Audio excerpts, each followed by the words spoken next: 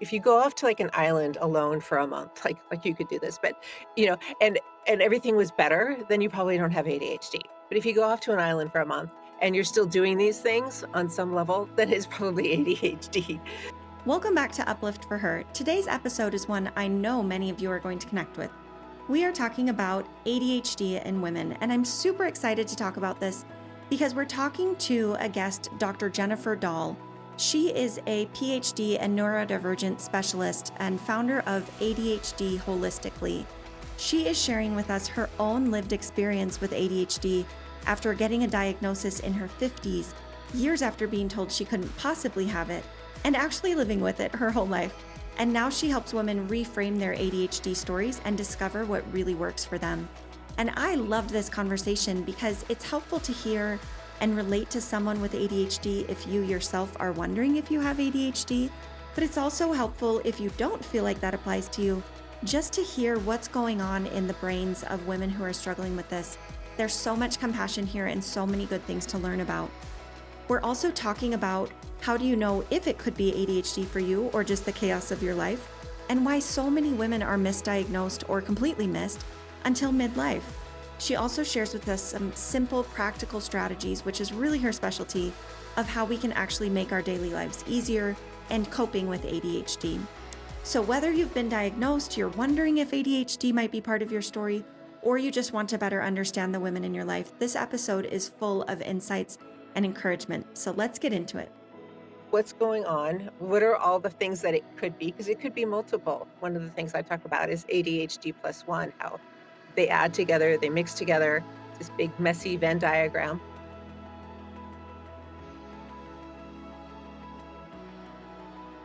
Dr. Dall or Jen, thank you so much for coming. I am so excited to dig into this. We are talking today to our wonderful listeners about ADHD, which is something you know so much about. So thank you for sharing your time and your expertise to come teach us. Thank you for having me come here. I'm really excited to have this conversation with you. Well, good. I first want to hear just your lived experience, just your own experience with ADHD. You had kind of, I was going to say atypical journey, but it may not be that atypical at all. But you were not diagnosed with ADHD until you were in your 50s. Right. Yeah. A few years ago in my 50s, I had gone through life, like many women. We had no idea what was going on. We did all the right things. We wore all the masks. I was in education. And actually, I taught a lot of special education. I taught students with ADHD and learning disabilities. And, I've taken all the classes, done all the degrees. Uh, Slowly, I think as we learned more and I learned more, I started getting a little bit suspicious, but still I didn't know, and when I would ask people, their response was like, "No, you can't possibly," because, we still think of ADHD as this 8-year-old boy, that sort of Hmm. thing. But over time, I learned more, I saw more, I got more girls in my classes, I interacted more with people who were starting to wonder if they had ADHD, and I think it all just, snowballed and caught up to us, and I finally really believed that this was the case, that some other things had been mislooked at, and I finally had the determination to go into a doctor and say, "Look, I really think this is what's going on, and I'd really like to talk about it." That was, however, right at the beginning of, say, the pandemic when getting medical help, getting anything was really hard. So, Yeah. it's been a little bit of a struggle, but I think that I had just gotten to this point where I really believed and understood that for me, this was my truth and this is what was going on, and I think it happened at a time when more people were more interested in hearing it also. Tell us about how you were feeling. What was it you were experiencing that you started wondering, gosh, I don't know if is this ADHD?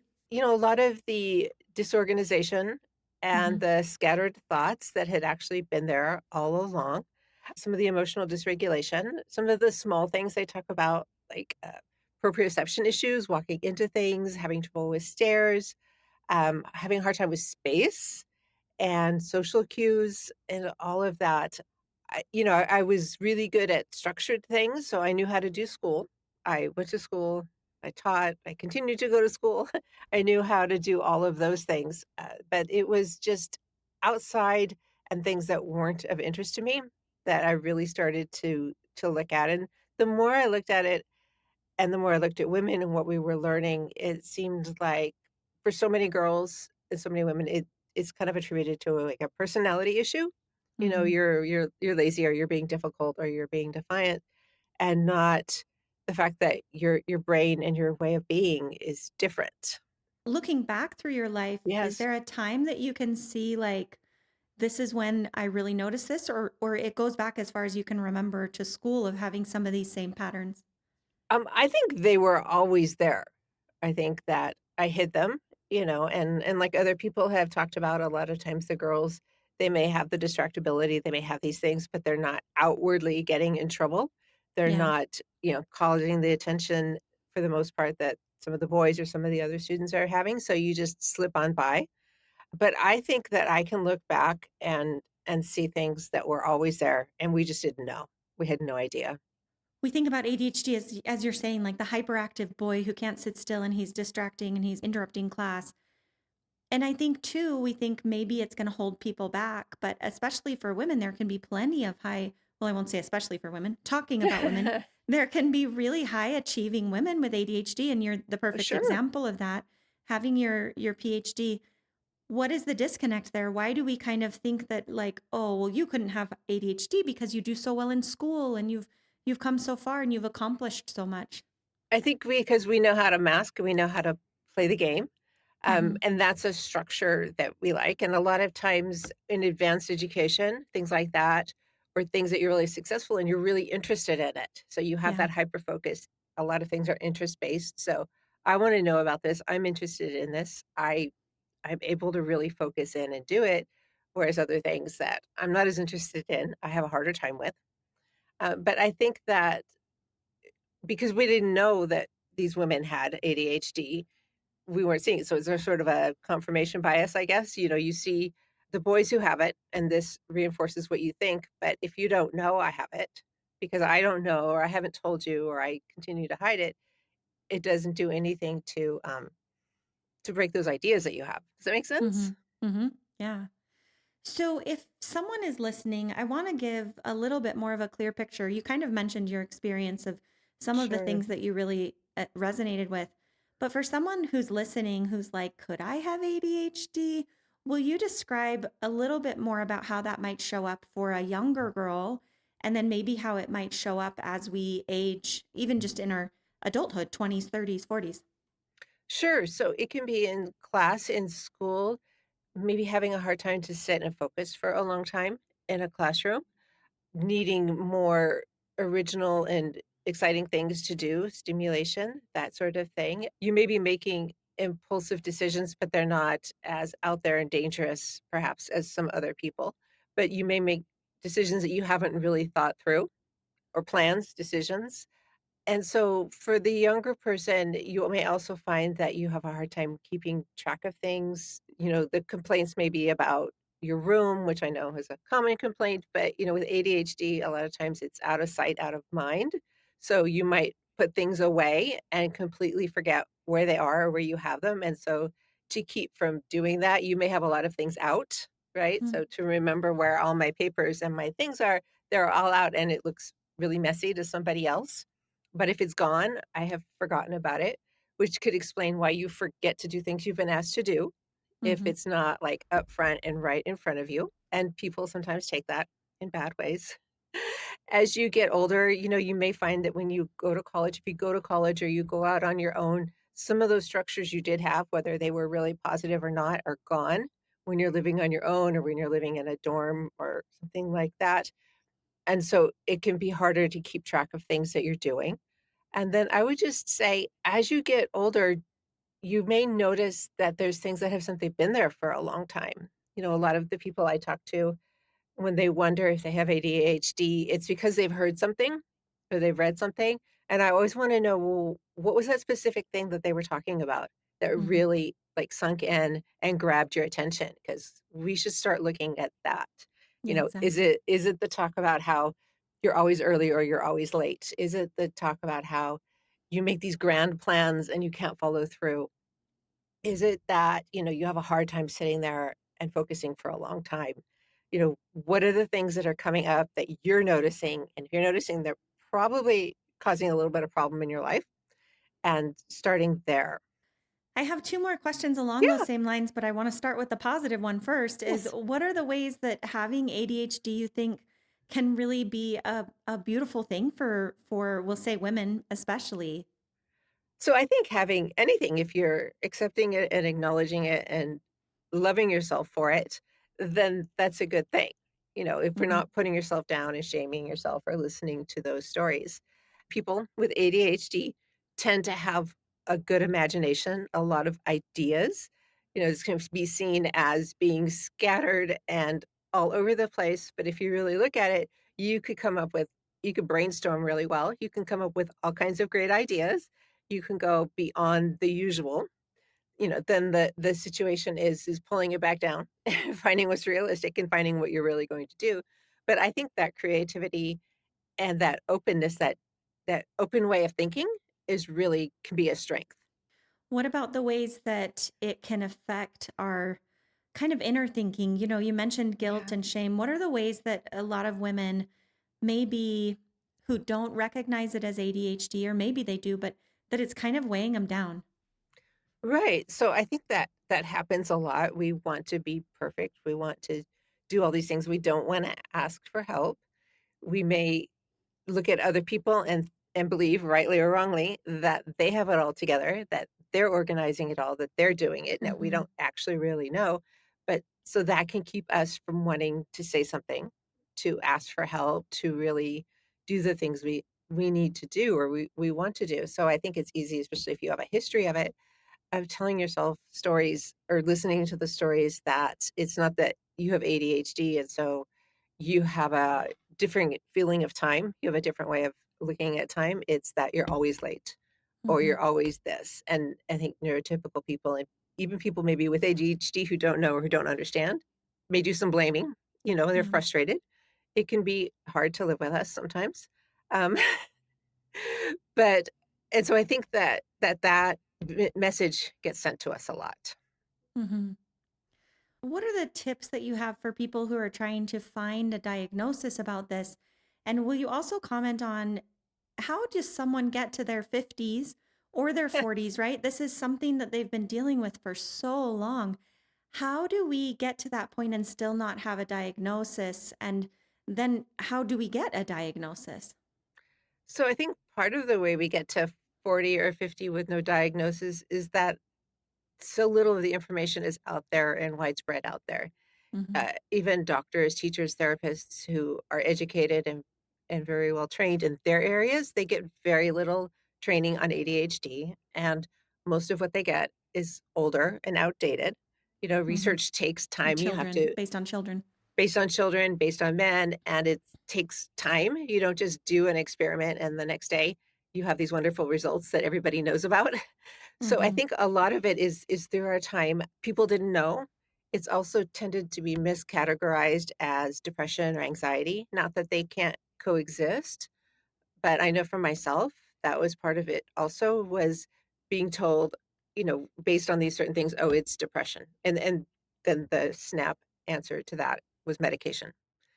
And that's the way that things worked and still work with depending on your doctors. So I think a lot of it is simply when we have been living. It's not Yeah. like all this information was there and everybody ignored it. Hmm. It wasn't there, Hmm. and it wasn't widely known. So we are unfortunately I don't know, the guinea pigs, the ones who are up and learning what's going on. I think that's the first part of your question, and now I'm gonna need you to follow up and ask me the second part. Yes, of course. I'm going to follow up on that first, though. I just think I have so much compassion for women who are struggling with this because it's exactly what you're saying that women, mostly as they're going through this, Mhm, especially as young people, they're not like, my brain seems to be functioning a little differently than the average. Like, maybe I have ADHD. Maybe I should look mhm, for some different skills. Like, no one's thinking that way, right?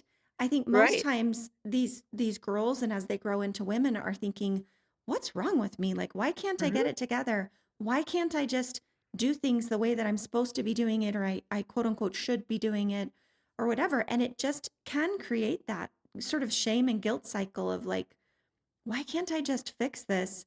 And then you try to go get help and say, I think something's not quite where I want it to be. And then you're told, well, you have depression or you have Yeah. anxiety or you have any other number of things. And what you should really do is take this medication, which you may be open to do if you're like, gosh, if that can make me feel better, I'll do Mhm. that. And then you take that and don't feel any better. And it can be just this kind of, I don't want to say hopeless, but this really Yeah. frustrating, non progressive, like you're not getting anywhere with it. Right. So I just have so much compassion. Yeah, and I think if what's making me think is, like, if you're looking at it, we're finding more girls around puberty. We were Hmm. learning so much more about hormones, both the puberty and the menopause, how that works. But if you look at the young girls who are starting to go through puberty, they do not want to be seen different either. They're getting older and they're learning more about themselves, and maybe they're learning more things about it. And the hormones of puberty might be making things worse. For many of them, probably the last thing they want to do is stand out, Hmm. right? And have Hmm. it go up to somebody and say, "I think I'm different. I think something's wrong with me." And if they've been hiding and they've been magically keeping it all together, their parents then see any changes sometimes, or their teachers, as defiance or Yeah. behavior, or you're being a teenager.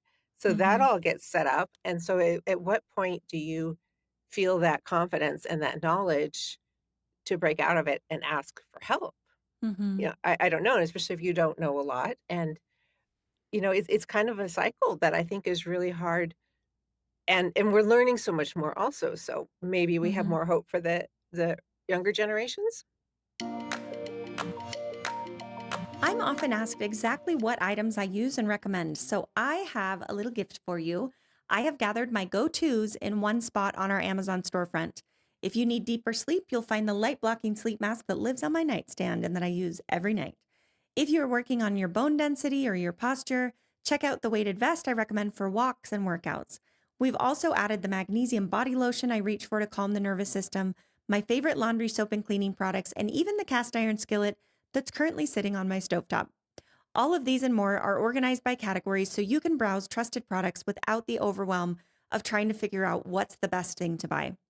You can head to amazon.com/shop/uplift for her, or tap the link in the show notes or from our website to explore the items I personally use and love. I hope this makes your life just a little bit easier. Now back to the show.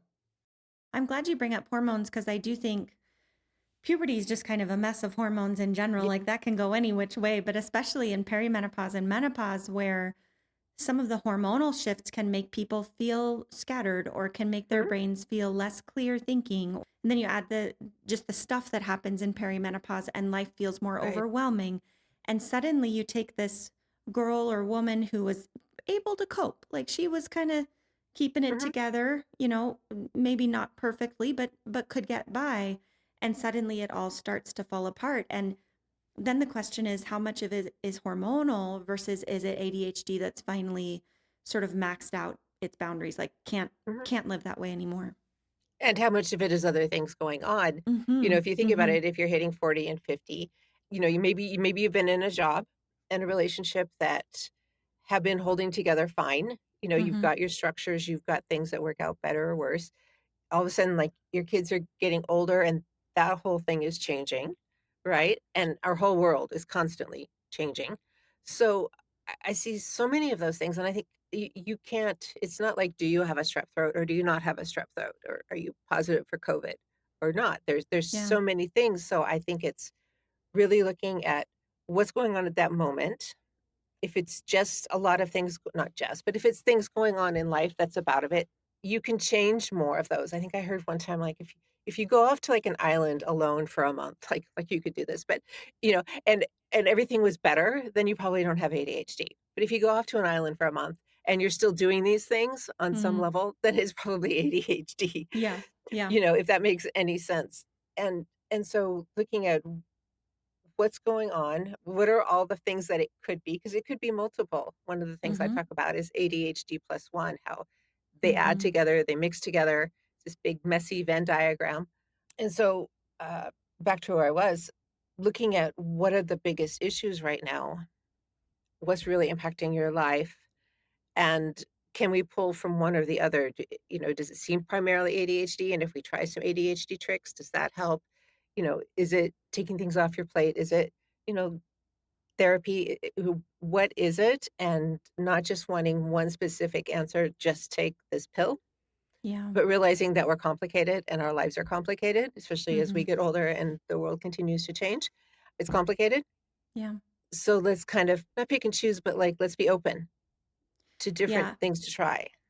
I think that matches how we do it at my clinic at Uplift It for sounds Her like is it. one of the things in perimenopause and menopause that we like to do is to get those hormones taken care of first because the fact Right. is you can't tell sometimes how much of it is hormonal versus how much of it is ADHD versus how much of it is that your life circumstances are not serving you well, like there's just too much going on, etc. And if we can get the hormones under control, then we can say, okay, you got 30% better. Great, there's something else going on. If you get 100% better, then we say probably wasn't ADHD, it was probably hormonal. So kind of layering on that approach so that then you can get to the basics. And the fact is a lot of things that help a person with ADHD are going to help a person without ADHD. But there's also some tools that can really focus in on ADHD. Right, right. So basic things, basic ways of taking care of yourself and knowing yourself and advocating for your needs, whether it's a menopause or ADHD, they're going to help a little bit, but it's how much do they help, and then what are you left with after that? Like if you're cleaning something and you got most of the top dirt off, okay, so what are we left with? And then if you're looking at the ADHD, so what are the big areas of struggle? Because not everybody's ADHD works in the same way. Are you really struggling with organization, with time management, with emotional regulation, and looking at little tricks and trying, just being willing to try really little experiments, I like to call them, and Mhm. seeing what works and what doesn't work so well. What are things that women should know who are sitting here listening and thinking, Okay. I think this might be me? How do I actually get to a diagnosis? So I would start off by what's making you think this? What are the areas that you're saying, "I think because of this, I might have ADHD?" And then going and doing maybe a little research on your own, just a Mhm. little bit of working. Those ADHD quizzes can be helpful in a way Mhm. if you're Mhm. like, "Oh, yeah, yeah, yeah." Then, it's gonna depend on your healthcare, who you have access to, who you know. Trying to get some outside perspective and outside help, it can be helpful if you're trying to figure things out. If there's somebody from your past life, it's a friend you've known for a long time, a relative, somebody like Mhm. that who you trust, to have a clean view to bring it up to them. Like, "Have I always done this?" Or, "I Yeah. noticed this," and get their feedback and see if it's starting to line up with, "Yeah, I think this is a trait of ADHD. I make these grand plans, but I am terrible at the little details." Mhm. Or on the other hand, I'm really great at the little details, but I cannot see the big picture for anything. And then those are the kinds of things. It's whether it's your general practitioner, a specialist, a therapist, a coach, whoever you want to go to. Like, these are things that I'm seeing. So like, Mhm. you insert yourself what you're talking about. And if they just say, "Oh, well, you're just tired or you're just depressed," you have something to give back to them a little bit. Okay, so if then someone is listening who Hmm. says, like, this is me, like I Hmm. have ADHD, or Hmm. maybe they've gone and been evaluated and everyone agrees, like, Sure. you have ADHD. What, besides medication, which we'll kind of just push aside for this moment Yeah. because that's, well, and maybe you have a comment on it, but what are the next steps that people can try to really start to feel like they're getting a grip on things and to manage their best selves along with this style that their brain is functioning in? I would start with, and I think I mentioned this, really figuring out what the biggest impacts are. So it Mhm. can either be with some people, it's like a really low hanging fruit. If Mhm. we work on this one thing, if we work on helping you figure out how to get out the door in the morning with your stuff, that's huge progress. It's a little, but it's huge. Or it could be something really big that is impacting your job, your relationships, things like that. Looking for something to start with. Where are you gonna feel the most success? And something that's kind of easy. I mean, it may not be easy for you. I don't wanna make it sound like, oh, because that's what people do to us. "Oh, it's easy, just do this." Mhm. But finding a small, subtle thing that we try this and we try making some changes, and we hopefully can see a little success, or even if we don't, then we've learned something, and we can look at another way to do it. I went from education, being in school, going to school, teaching in school, especially teaching secondary where your life is run by bells. Mhm. It's like when you go to the bathroom, when you eat, when your vacation is. And when I left, I had no idea what that whole vast time was going to be like. And so I have done countless little and big experiments trying to figure out what works with me within a day, Mhm. Mhm. a normal day, and then making adjustments for not normal days to work with my distractibility, my energy levels, how much I can take in a day, how much I can take in a week, and that kind of thing. So figuring out what's the most important part to you and starting off small, because we can also be like, "Oh, I'm going to read this book. I'm gonna get this big whole book or this program," that's a lot of money and a lot of time, and then we tend not to follow through on it because it's so much. But we want Mhm. to, we think we're going to. We have every intention to do all of it. But if we can bring it down, like something, what is something, you know? So much of it is the brain kind of thinking about many things at a time that oftentimes we want to try to fix everything at one time. And instead of really narrowing down, what if someone doesn't know what to do? If they say like, "Yeah, I got to get out the door and I've tried a million things, like I that just doesn't work for me." How do they keep figuring out those tools or those tricks or experiments to solve that thing? I think sometimes women with ADHD will say like, "This is really causing a problem in Yes. my life and I don't know what to do about it." What is the next kind of leveling up? If you can come up with something on your own, great, but if not, what other resources are out there to say like, I don't know what else to try, but this is not working for me. So I would say talking to someone, whether it's a friend, a coach, a therapist, somebody who at least has some perspective and is Mhm. willing to look at it openly with you and help you brainstorm. Did you ever get out the house? Well, was there ever a time or was there ever a day? What did you do? Maybe there's things involved in getting out of the house that you've piled on. You've piled all these steps onto getting out of the house that's slowing you down. And maybe you only really need to do put your shoes on and get your keys and go, and Yeah. not, 17 other things Mhm. that's slowing you down. You can get somebody else to feed the cat, and you don't have to vacuum and, whatever other things, going back to, that idea of having a lot of, flexibility in your thinking and a lot of creativity and brainstorming. Like, even coming up with crazy ideas that maybe not be that crazy, and then looking at, like, is it because 'cause you're not getting up? You don't wanna get up? You don't actually know what to do? You don't have a structure?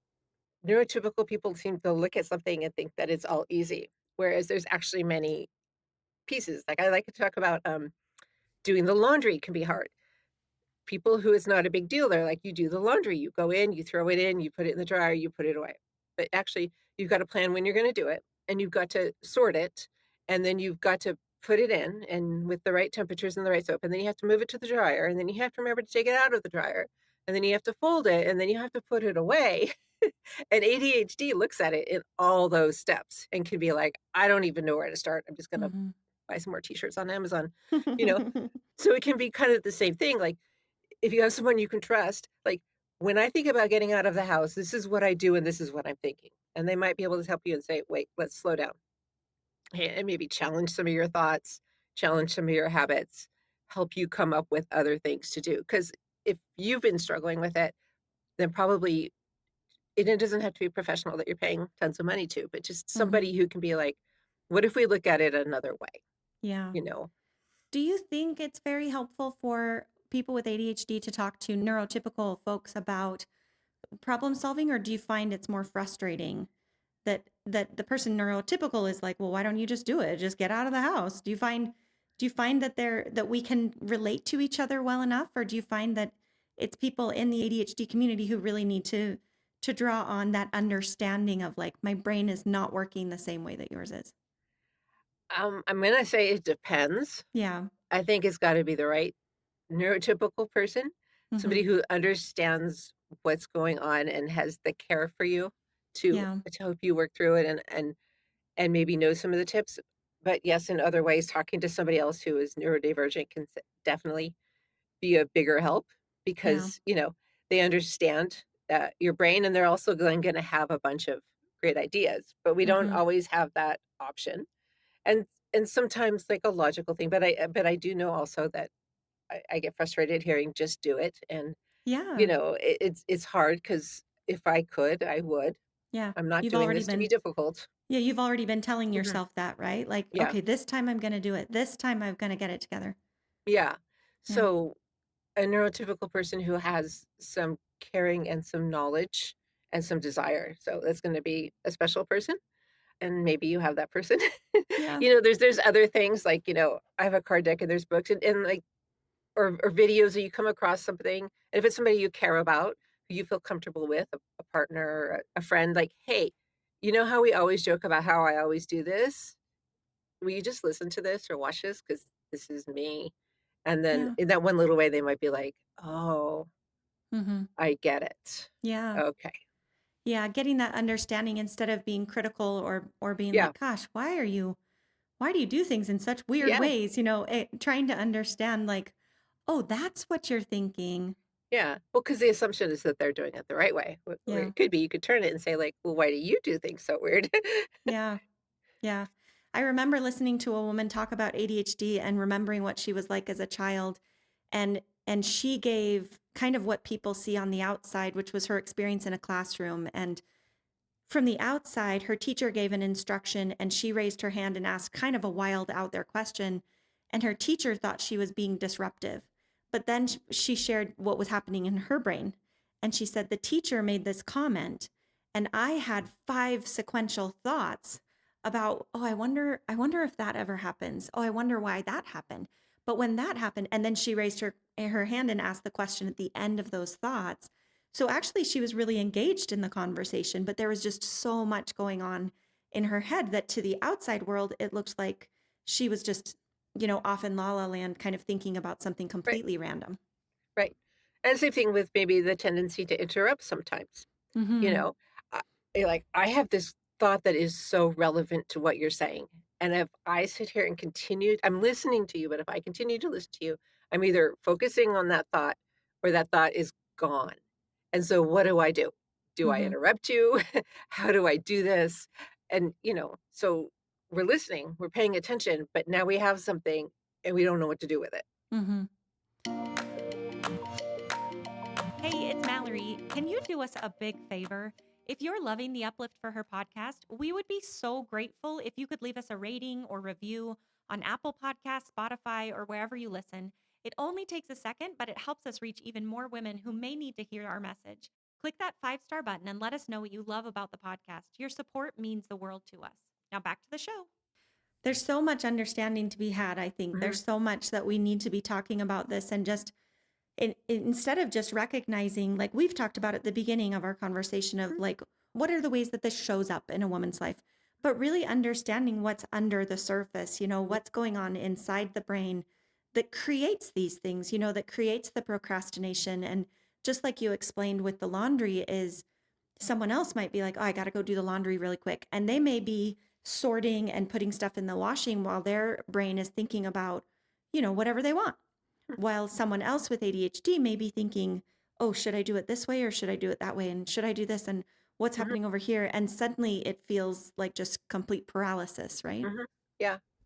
And back to, the women in particular who are 40 and 50, how have they been missed? Well, if they're remotely successful, they have learned to mask. They've Yeah. learned what rules in what place to follow.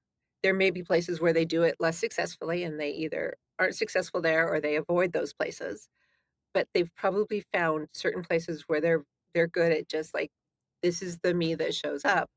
Which it can then be a problem if the me that shows up here and the me that shows up here are different. It's not that, there's something wrong with you. You've learned how to be here and you've learned how to be here. That's also hidden the other Hmm. stuff that's going on. Will you explain a little more about what that's like for someone with ADHD? Like, what does that feel like to be masking? Because I think for someone without ADHD, it's like, well, you just learn to play by the rules like the rest of us. We're all playing by the rules.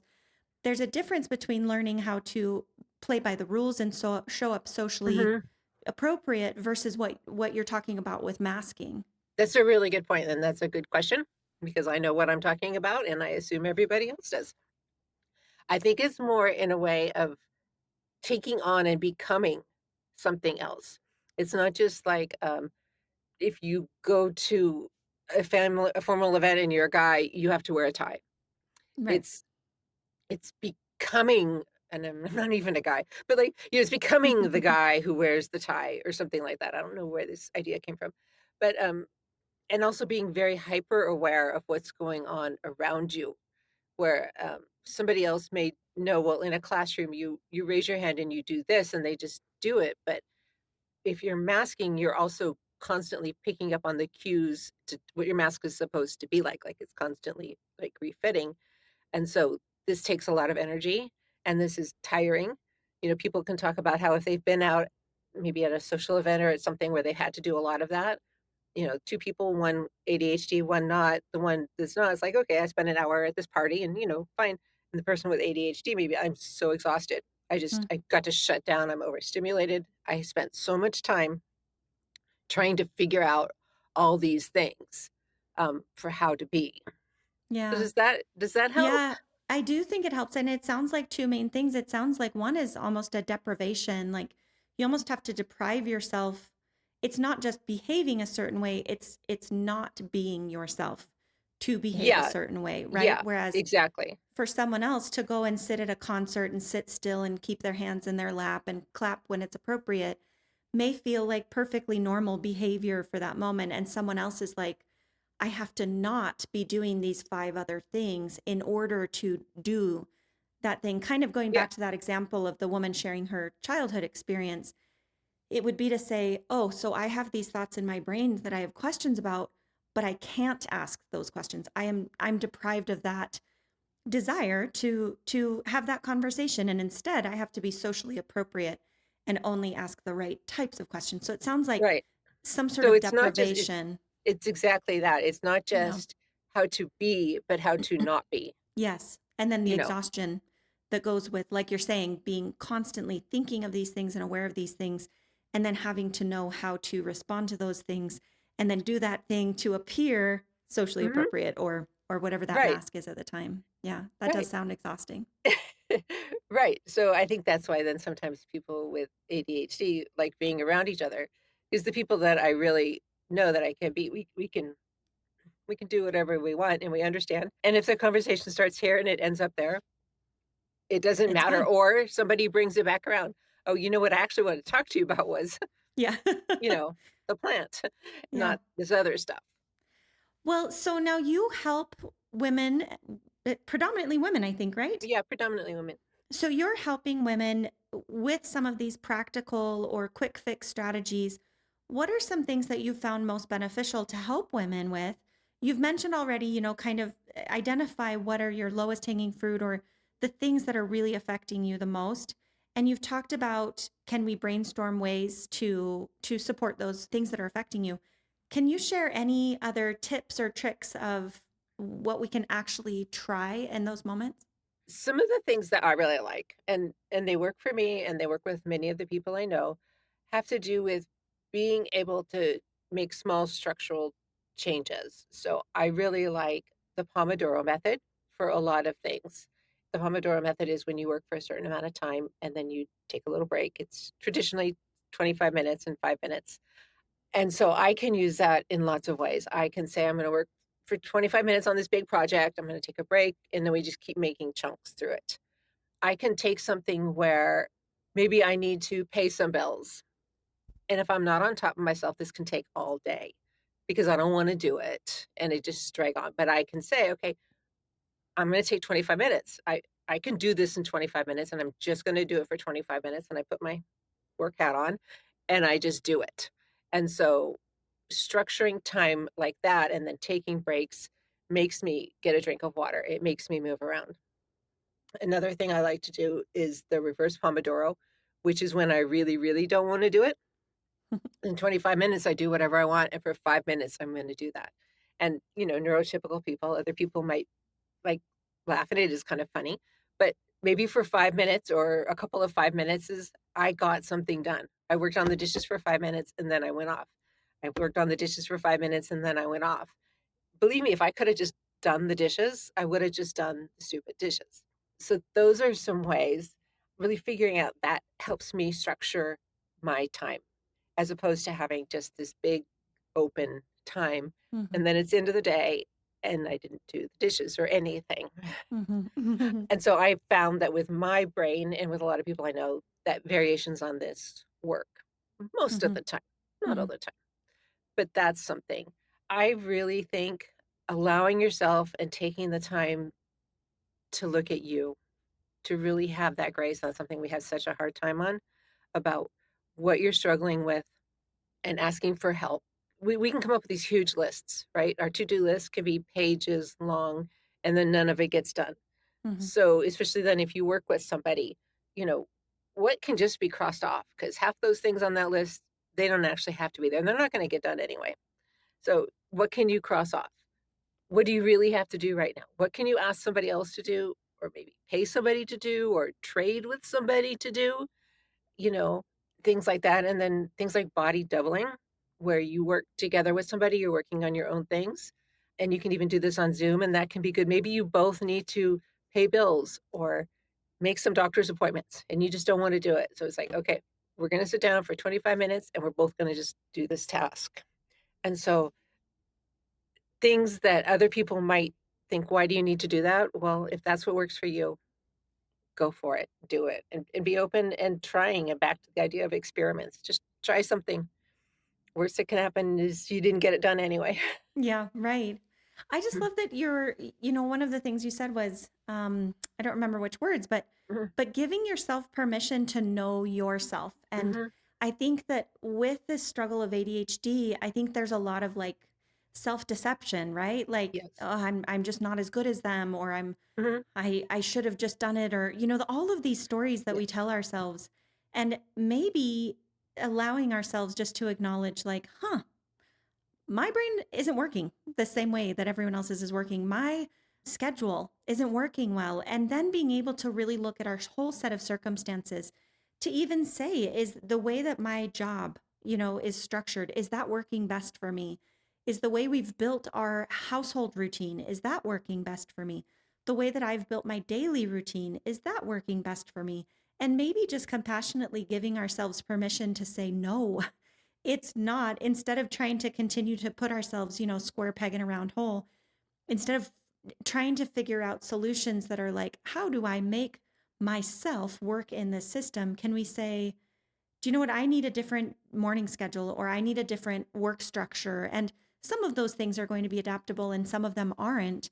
But at least just to start with that compassionate looking at yourself, and I think you said get to know yourself and get to know what really is the problem that's making you feel the most bogged down or most overwhelmed or causing the biggest issues in your life. Mhm. I think some of the greatest ahas and solutions have come from listening to other people, whether Hmm. it's talking with somebody in person or reading something or hearing somebody on a podcast or whatever, talking about their journey and something they did because Yeah. I mean, for someone, as I say, "Oh, that's a great idea, I could do that," or you just never know when it's gonna trip something in your brain, and you're gonna then come up with another idea that if somebody asked you, "How did you think of that?" They wouldn't see the connection, but they don't have to. You know, getting other ideas from other people, I think, can really help you find things to try. Yeah. And support, like, I'm not alone. That's one of the things. You're not Yeah, alone. for sure. Are there any other resources that you've found that can be helpful? For example, executive function coaching, or any books, or is there anything you can share about as people are starting to learn about this and feel like, gosh, do you know what? I really do need some outside support. Where should they look?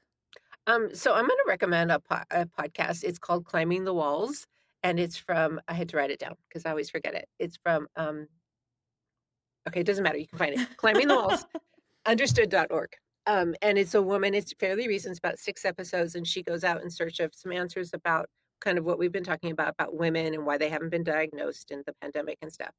And I found that really, really interesting because it was another one of those situations where she or people would talk about how their ADHD showed up for them, Mm. and it was just so heartening. I also cried. Not in a bad way, but, like, we know when you really feel like you're heard and seen. Yeah, Um, validated. and I think that for both I recommended it to so many people, both if you think you have ADHD or you know somebody with it. It's one of those, it's like, if you care or it's you, listen to this just because the stories they tell can give you such a great insight into, what a lot of us go through and have gone through. I work a lot with hacks, with really short solutions because I'm finding that that's how I work best and a lot of the people I know work best. So on my website, I have some things. Just I need those quick wins right now, and I think a lot Mhm. of us do. But, if you really I highly recommend that podcast just for a general beginning and a lot of ahas. Yeah. I love that. I think too, it just brings so much understanding. I think Mhm.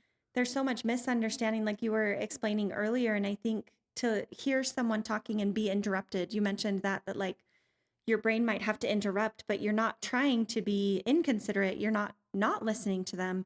In fact, the interruption comes because you were into what they were saying and it Yes. popped up there. I think having a sense of understanding where you can say, "Oh, she didn't interrupt me because she's not paying attention or because she's being rude."